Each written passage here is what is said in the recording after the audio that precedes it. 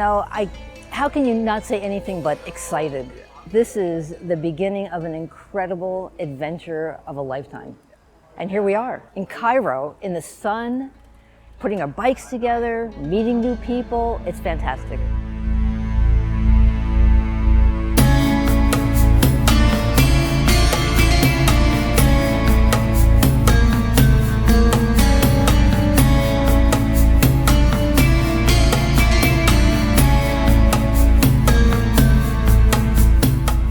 Been planning this for probably 2 years, been training for probably just about as long as that as well, and it's finally here.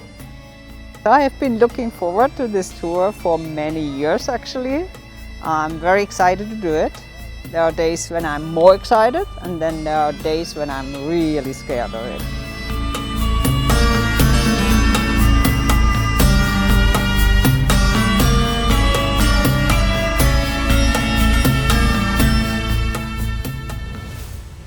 I'm Pam Spar. I'm riding TDA Tour d'Afrique 2024, Cairo to Cape Town.